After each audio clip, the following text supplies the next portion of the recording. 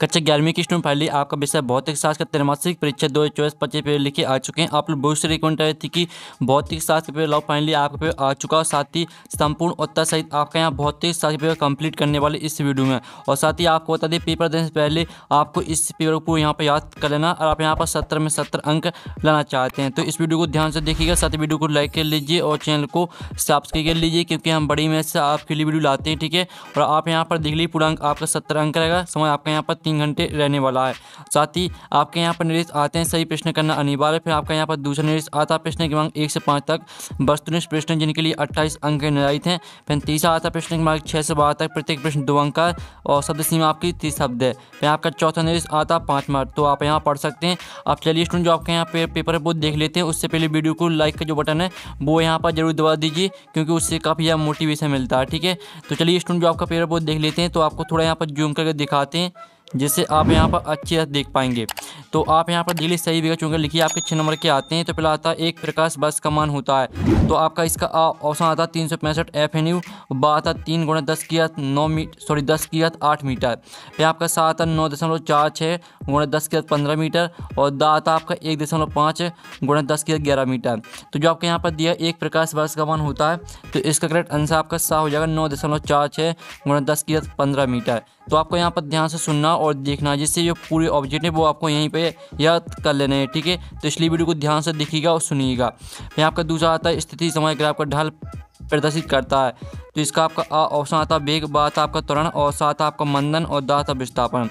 तो यहाँ पर स्थिति समय ग्राफ का ढाल प्रदर्शित करता है, तो इसका राइट आंसर आपका वेग हो जाएगा। ठीक है, वेग प्रदर्शित करता है। फिर आपका यहाँ पर तीसरा आता है निम्नलिखित में सदिश राशियों का समूह है, तो आपका इसका ऑप्शन आता है दाब वेग बल और बा आता त्वरण क्षेत्रफल संवेग और साथ आपका जड़ता आगुण बल आगुण विस्थापन और दा आता आपका त्वरण दाब क्षेत्रफल।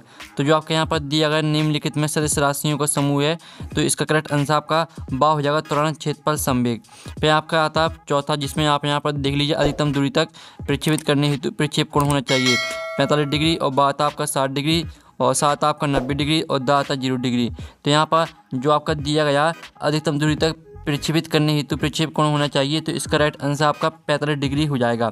ठीक है, तो आपको यहाँ पर अच्छे से याद करते जाना है। मैं आपका था 5वां रॉकेट नोदन आधारित है द्रव्यमान संरक्षण पर और बाता ऊर्जा संरक्षण पर और साथ आपका संवेग संरक्षण पर और दाता उपयुक्त तीनों पर। तो यहाँ पर रॉकेट नोदन आधारित है, तो इसका करेक्ट आंसर आपका बा हो जाएगा ऊर्जा संरक्षण पर। फिर आपका आता 6वां निम्नलिखित में से ऊर्जा का मात्रक नहीं है, तो इसका आपका औसत आता जूल, बात आपका अर्ग, साथ आपका इलेक्ट्रॉन वोल्ट और दाता वाट।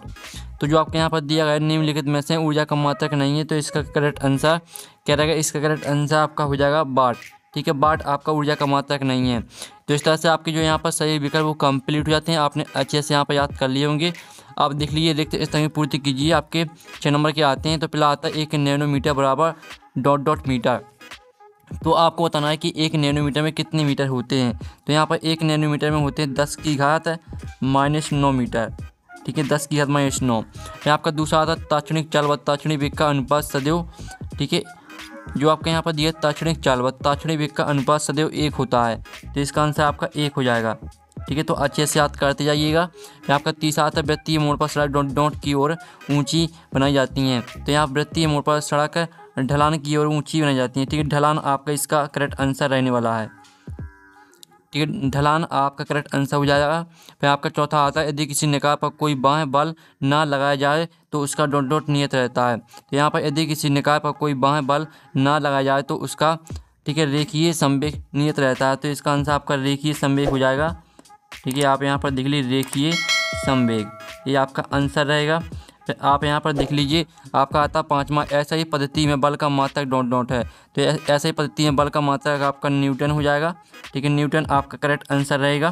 फिर आप यहाँ पर देख लीजिए, आपका 6वां आता दृढ़ स्प्रिंग का स्प्रिंग नीतांक मृदु स्प्रिंग के स्प्रिंग नीतांक से ... होता है, तो यहाँ पर इसका जो आंसर रहेगा दृढ़। ठीक है, दृढ़ स्प्रिंग का स्प्रिंग नीतांक मृदु स्प्रिंग के स्प्रिंग नीतांक से अधिक होता है, तो अधिक आपका इसका आंसर रहेगा। तो इस तरह से आपके इलेक्ट्रिशियन कंप्लीट हो जाते हैं। आपने अच्छे से यहाँ पर याद कर लिए होंगे। अब चलिए आपके यहाँ पर देख लेते हैं। ठीक है, प्रश्न आपका 3 आता सत्य असत्य का चयन करके लिखिए आपके यहाँ पर। ठीक है, आपको ध्यान से देखना। 6 नंबर के आते हैं। तो पहला आता किसी पिंड को एक समान वेग से ठीक गतिशील बनाए रखने के लिए बल आवश्यक है, तो पहला आपका बिल्कुल यहाँ पर सत्य रहेगा। और जो आपका यहाँ पर आता है दूसरा, संरक्षी बल के विरुद्ध किया गया कार्य स्थितिज ऊर्जा में कोई परिवर्तन नहीं करता, तो यह आपका असत्य हो जाएगा। ठीक है, तो आपको यहाँ पर अच्छी तरह से देखना और याद करते जाना है। फिर तीसरा आता गुरुत्वीय क्षेत्र एक सदस्य राशि है, तो यह भी आपका सत्य रहने वाला है। फिर आपका आता है ऋणात्मक त्वरण को मंदन भी कहते हैं, तो यह भी बिल्कुल आपका सत्य रहेगा। फिर आपका आता है पाँचवा, स्थिति समय ग्राफ का ढाल वेग प्रदर्शित करता है, तो यह आपका बिल्कुल यहाँ पर सत्य है।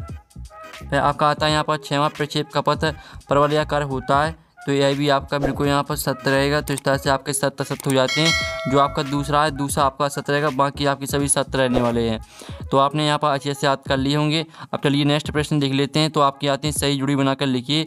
5 नंबर की आती हैं स्तंभ अवयव में आपकी दी गई सही जोड़ी। पहले आती है रेखीय संवेग, तो इसको आपको यहाँ पर द्रव्यमान गुणे वेग से मैच करना है। फिर आपकी दूसरी आती है व्यवहारिक राशि, तो व्यवहारिक राशि आपकी विकृति हो जाएगी। फिर तीसरी आती है आपकी आपेक्षिक घनत्व, तो आपेक्षिक घनत्व आपकी रहेगी m0 L0 और T0, ये आपकी तीसरी से मैच कर देना है।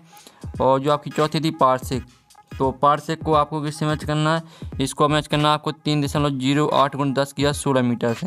ये आपकी पार्श्विक, ठीक है, ये पार्श्विक वाली हो जाएगी। जो आपकी पाँचवीं आती है आवृत्ति की विमा, तो आवृत्ति की विमा आपकी रहेगी m0 L0 T-1, ठीक है, तो ये आपकी 5वीं हो जाएगी। तो इस तरह से आपकी सही जोड़ी यहाँ पर कंप्लीट हो जाती हैं। साथ ही हमने यहाँ पर नंबर लिख दिए कौन में वो कौन सी मैच करनी है, तो आप यहाँ पर देख सकते हैं। अब प्रश्न आपका 5 आता है, एक वाक्य शब्द में उत्तर दीजिए। 5 नंबर के आते हैं। तो पहला आता है बीटी ग्राफ के अंतर्गत आने वाला क्षेत्रफल क्या व्यक्त करता है, तो यहाँ बीटी ग्राफ के अंतर्गत आने वाला क्षेत्रफल विस्थापन व्यक्त करता है, तो इसका आंसर आपका विस्थापन हो जाएगा। ठीक है, फिर आप यहाँ पर देख लीजिए शून्य सदिश किसे कहते हैं, तो जिस सदिश का परिमाण शून्य होता है उसे शून्य सदिश कहते हैं। ठीक है, आप फिर से सुन लीजिए, जिस सदिश का परिमाण शून्य होता है उसे शून्य सदिश कहते हैं। फिर आपका तीसरा आता पानी पर तैरते हुए m द्रव्यमान के एक कारक पर नेट बल का मान कितना होगा, तो यहाँ पर कारक जो आपका यहाँ पर, ठीक है, m द्रव्यमान के कारक पर नेट बल का मान आपका शून्य रहेगा, शून्य आपका इसका करेक्ट आंसर हो जाएगा। और फिर आपका आता 5वां, रॉकेट नोदन किस नियम पर आधारित है, तो यहाँ पर रॉकेट नोदन, ठीक है, संवेग संरक्षण नियम पर आधारित है, तो संवेग संरक्षण आपका इसका आंसर रहेगा।